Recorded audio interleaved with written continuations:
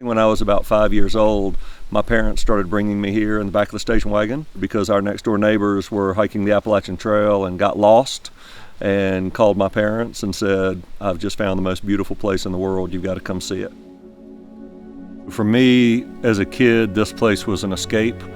I think I took it for granted, maybe a little too much, but when I got older and I traveled and I had a job in a city, I was never homesick for Chapel Hill. I was always homesick for this place. And at my earliest opportunity, I quit my job and I moved here to write full time. And I became utterly dependent on serenity and solitude and the spectacle of this place.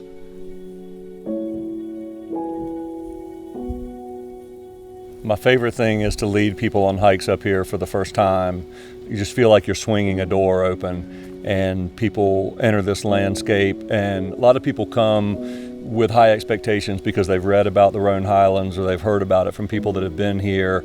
Whether it's foggy, snowy, bright sunshine, whatever the weather is, the Roan, it just delivers this amazing experience, and people feel changed when they leave this landscape.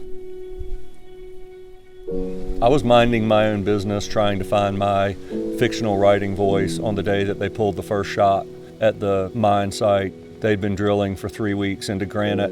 They packed the holes full of dynamite, and then they pulled that first shot. I felt like every tree on Big Yellow Mountain was going to lay over flat. I felt like the sky changed. I felt like clouds moved. It was a paradise lost moment. It was definitely.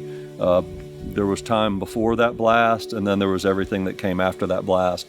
It was the postmistress that told me that that was going to be Paul Brown's Rock Crusher, and it was going to be the largest surface mine in western North Carolina, and they have a 99-year lease to do this 365 days a year. And the idea was to go up to the top of the mountain and pull it down over 99 years. Not long after the mine company pulled the first shot, I got a telephone call from a very articulate woman who happened to be a 14-year-old girl. And Ashley Cook told me the story from her perspective. I knew it from my perspective. I knew it from up on the slope of Big Yellow Mountain.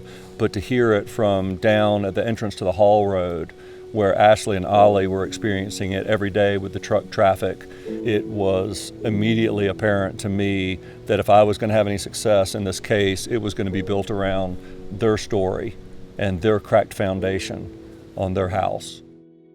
For 4 years, Ollie and her son Freddie had been building this house with their own hands. Then the neighbors moved in at the invitation of the state. And once he takes off the top of the ridge, it's going to be visible from Grandfather Mountain, I'm sure. It's a disgrace. Destroying that mountain, and it's tore all to pieces now. Dynamiting. I'm fighting, I'm working every day to see that this is stopped. But there's more here than your typical spat between angry homeowners and a determined company. There's a lot more here. The Appalachian Trail is right here, just 2 miles from the mine. Had the state known that, it might never have granted the mining permit, which begs the question, why didn't the state know that? Ollie told me early on, she said, "I have never won at nothing." And I told her, I said, "You're going to win at this." And that kept me going. The idea that Ollie, who had had some tough breaks in her life, was going to win at something really big, something really important, something that was going to set a precedent, that was going to be cited in cases throughout the court system. That was one of the things when I got low that kept me going, that Ollie is right, and Ollie has standing in this case, and the alternative is not acceptable. I started to ask questions, and I quickly learned that this permit had already been issued, and everybody I talked to in those early stages said, "It's over. Once a permit is issued, there's nothing you could do. You should have raised these concerns before the permit was issued." And so we had no chance. Nobody has ever succeeded in stopping a mining operation that has a permit. These fights usually originate in the permitting phase, and local people rise up and they state their concerns about the hydrology of their springs being changed by the blasting or the dust. We were shocked that the permit had been issued, and we started looking through the record to see why nobody had gone to the public hearings. And in this case, nobody had gone to the public hearings because there were no public hearings. And the deeper we looked into what had happened, Clark Stone Company looked at the map and their engineer looked at the map and they said, well, there are 16 neighbors around this site, but if we pull our permit boundary in 50 feet, maybe we can claim we don't join any of them.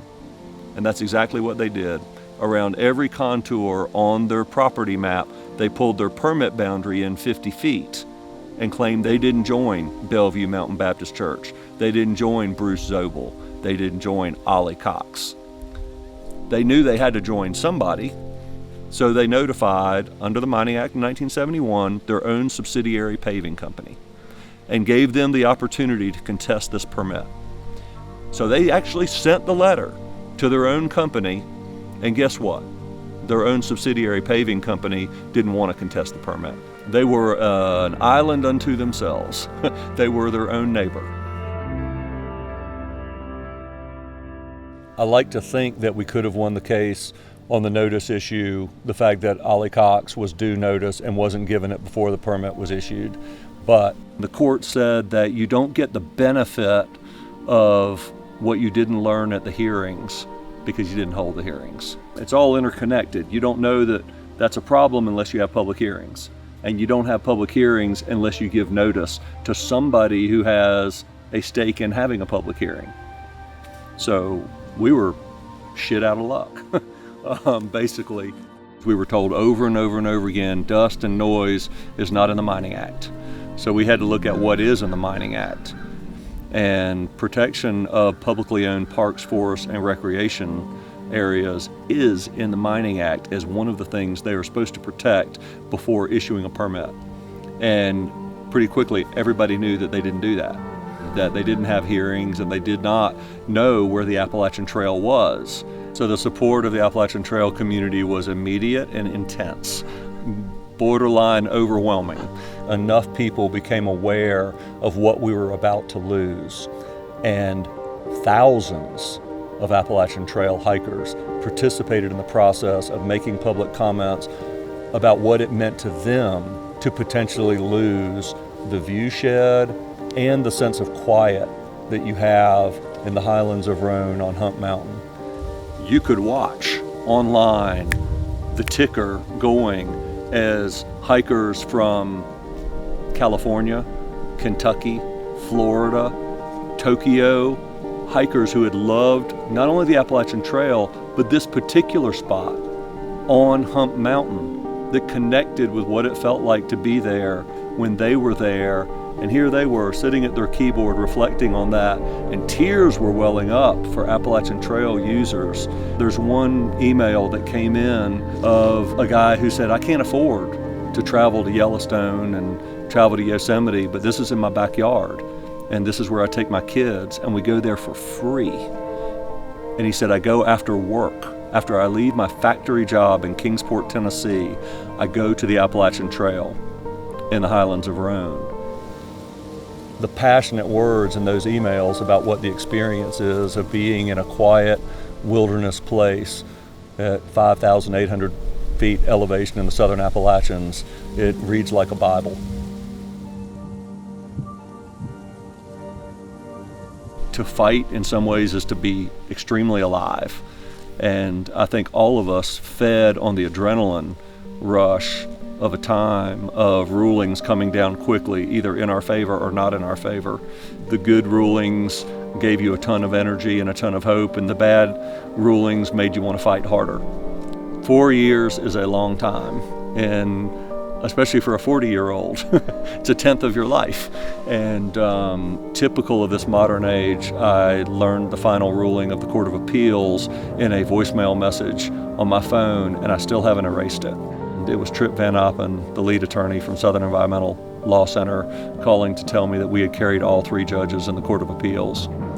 Winning all 3 judges was, I walked out in this field and I can feel it like it was yesterday, because I felt it was the promise that I had made to Ollie Cox, that you're going to win at something. You're going to win at this because you're right. That's the day I knew that we had reached that point. And that day was, I'll never forget it. I'll never forget it.